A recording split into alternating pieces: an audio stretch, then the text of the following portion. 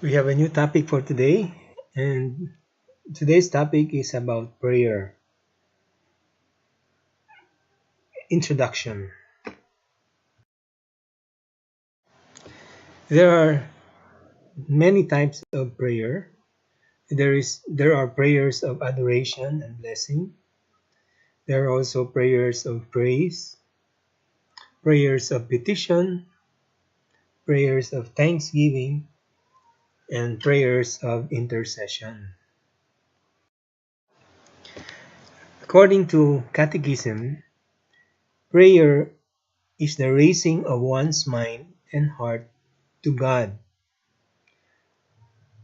or the requesting of good things from God. A Christian prayer is a covenant relationship between God and man in Christ.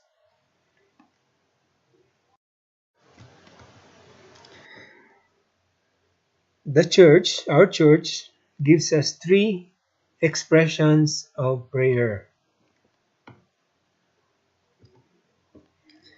They are vocal, followed by meditation, and the last one is contemplation. The most basic and most foundation of all these three is the vocal prayer, while the highest form of prayer expression is contemplation. In general, spontaneous prayers, or what we call non-structured prayers, are classified as vocal prayers. Question: are memorized prayer less valid? The answer is no. Memorized prayers does not make it invalid or less valid. What are the uses of memorized prayers? Memorized prayers are used, number one, to promote unity in a group. Number two, teach us the proper words to say. And number three, very helpful for beginners. Memorized prayers allows everyone to participate. On the other hand, spontaneous prayer does not involve everyone.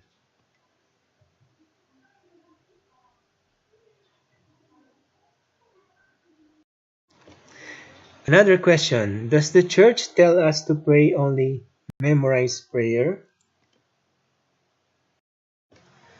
The answer is no. The church does not tell its members to pray only memorized prayers.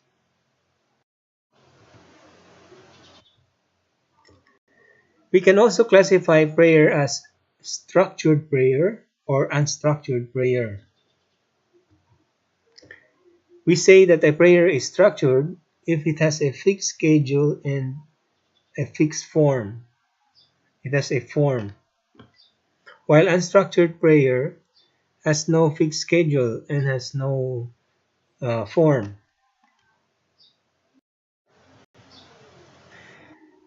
For beginners, it is ideal that they start with using structured prayers. One important element in prayer is that the person who is praying should have a proper disposition.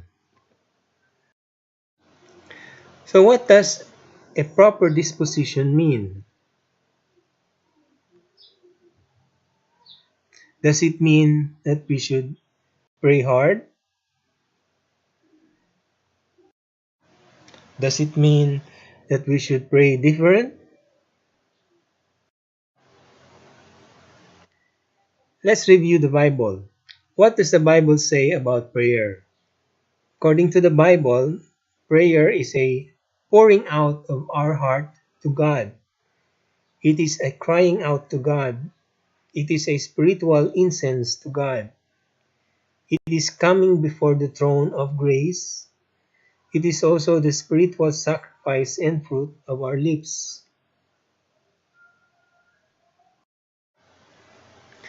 The Bible also tells us that we should love the Lord your God with all your heart, with all your soul, and with all your mind. So, is praying hard look like this? Or is praying hard the same as praying with a heart?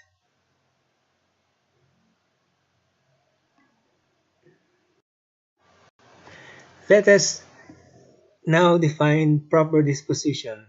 Proper disposition means that our will is united with God's will. To have a proper disposition, our will should be conformed or united with the will of God. It should not be the opposite. It should not be against the will of God. So, uh,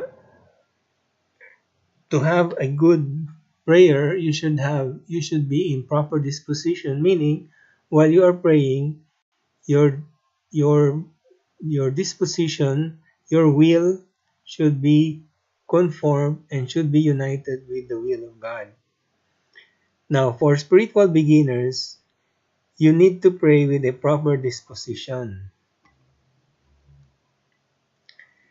How do you do this? That's this is why this is what this is why structured prayer comes in. Structured prayer helps you in this area so that you may have a proper disposition while you are praying. Okay, structured prayer helps you in this area in order for you to have this proper disposition so that your will be united with the will of God while you are praying. Spiritually advanced souls also need to pray with proper disposition. Why? Because all of us are humans and humans have limitations. We have weaknesses and we are not always in proper disposition. That's why even spiritually advanced souls also pray structured prayers.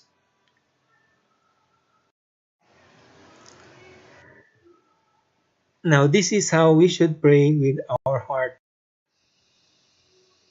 Number one, our heart should be conformed to God's will. Like when we pray, Lord, help me to do your will and not my own.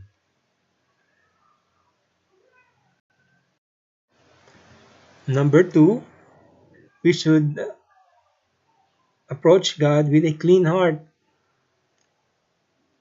We can ask God to create in us a clean heart, to renew a right spirit in us.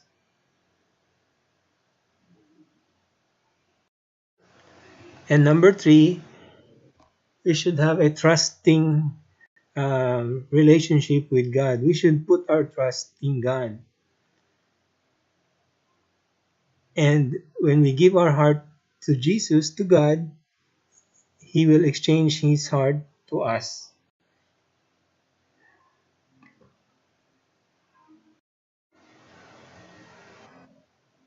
So the next time when you pray hard, make sure to have an obedient, clean heart inside that is united and conformed to the will of God.